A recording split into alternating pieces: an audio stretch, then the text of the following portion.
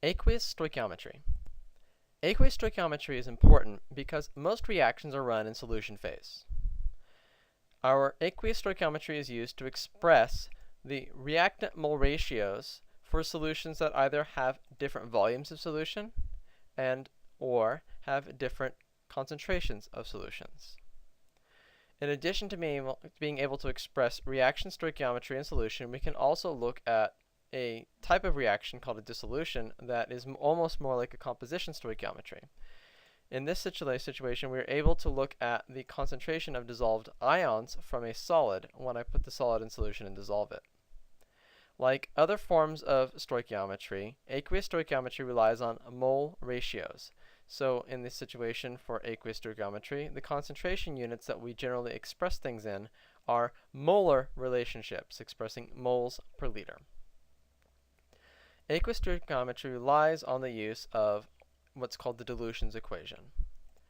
The dilutions equation expresses the relationship between molarity and volume for different concentrations or different substances. We know that molarity exists as a concentration unit of moles of solute per liter solution. If I have moles per liter and I multiply by liters, I should isolate moles. Hence, if I take molarity and multiply it by volume in liters, I should get the moles of solute that are in solution. If I do a dilution, what I'm simply doing is taking the number of moles of solute and increasing the amount of solvent that is in relation to those moles. So if I dilute something, I'm going to not alter the actual amount of solute that is there, but I will alter the amount of solvent. So if I'm going to dilute, I should wind up with the same number of moles of solute that I start with. So in a dilution, the number of moles of solute remain constant. If I look at this kind of example then, my initial number of moles equal my final number of moles. Hence, my initial molarity times my initial volume, which is initial moles, should equal my final molarity times my final volume, which is my final moles. If I know any of the three, or if I know any three of them, I can find the fourth.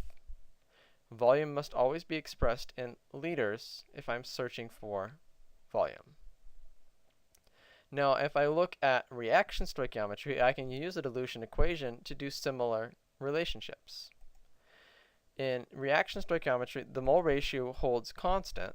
So if I look at, for example, a relationship between moles of A or moles of B, if I have, for instance, a 1-to-1 ratio, then the number of moles of A in a reaction should equal the number of moles of B. If I have a reaction that is going to have no excess reagent, for instance. So in this situation then, the molarity times volume for A, which is moles of A, should equal molarity times volume of B, which is moles for B. Now, if I have a situation where my mole ratio is not 1, then I must have some form of multiplier. For example, if I have a ratio of 1A to 3B, then I need to look at this situation such that if I have 3B to 1A, the number of moles of B in relation to A is 3 times the amount of A. So if I take A and multiply it by 3, I should get the number of moles of B. In this situation, the molarity of A times the volume of A times 3 then equals the molarity of B times volume of B.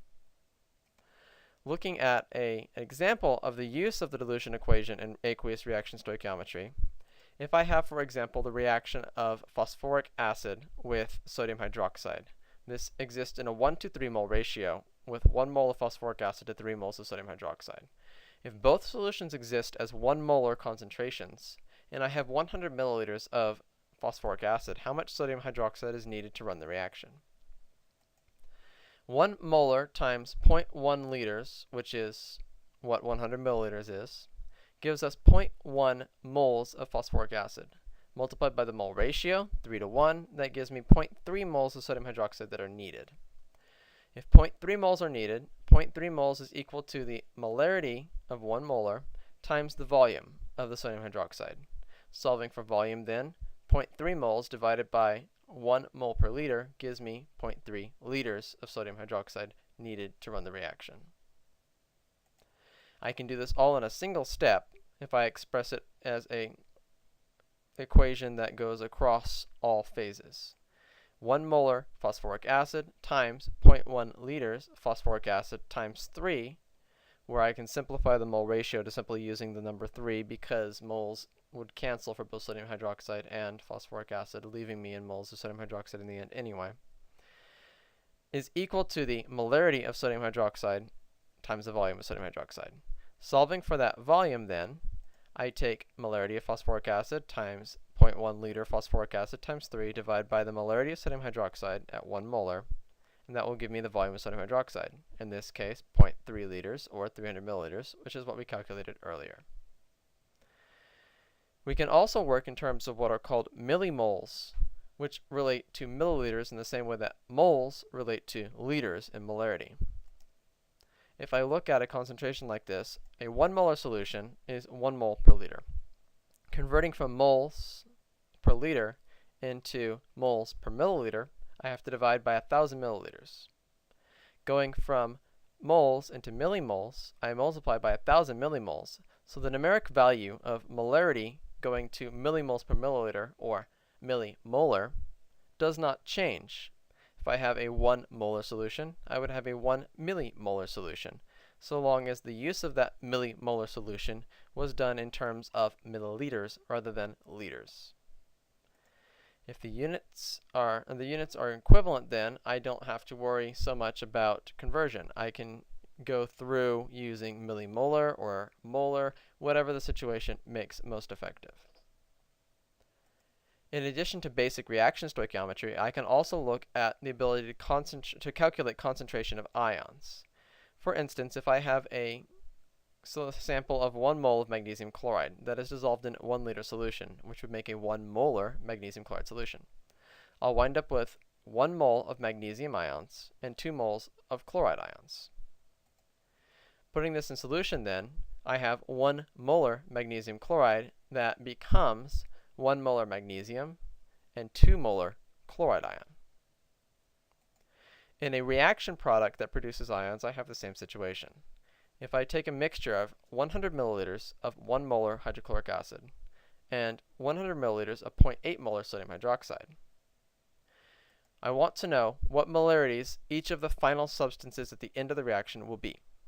The reaction is such that 1 mole of hydrochloric acid reacts with 1 mole of sodium hydroxide. This produces 1 mole of sodium chloride in water. Volumes are additive in this case, so the final volume is 200 milliliters. If I take 100 milliliters and multiply it by 1 millimole, or millimolar rather, because the 1 molar is equivalent to 1 millimolar, I wind up with 100 millimoles of hydrogen chloride, or hydrochloric acid. 100 milliliters times 0.8 millimolar sodium hydroxide gives me 80 millimoles of sodium hydroxide. I need a 1-to-1 ratio, so I need 80 millimoles of sodium hydroxide to react with 80 millimoles of hydrochloric acid, which leaves an excess of 20 millimoles of hydrochloric acid. Sodium hydroxide is a limiting reactant in this case, so 100 millimoles of hydrochloric acid minus 80 millimoles of sodium hydroxide leaves 20 millimoles hydrochloric acid left over, and no millimoles of sodium hydroxide.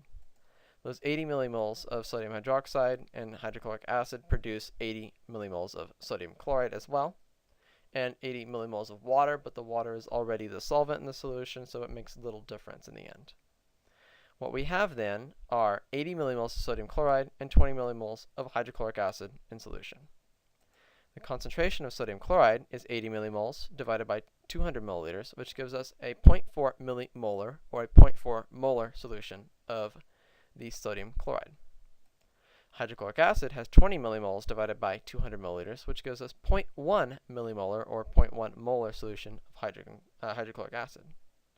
If I look at the concentration of individual ions then, sodium chloride splits into 1 mole of sodium and 1 mole of chloride for every mole of sodium chloride. Hydrogen chloride, or hydrochloric acid, splits into 1 mole of H plus and 1 mole of chloride for every mole of hydrogen chloride, or hydrochloric acid. That means that with a 0.1 molar solution of hydrochloric acid, we produce 0.1 molar hydrogen plus and 0.1 molar chloride minus. For a 0.4 solution of sodium chloride, we produce 0.4 molar sodium plus and 0.4 molar chloride minus. That means that we have a total amount of chlorine, or chloride, of 0.1 plus 0.4, which gives us a total of 0.5 molar chloride. We have our 0.4 molar sodium and our 0.1 molar hydrogen.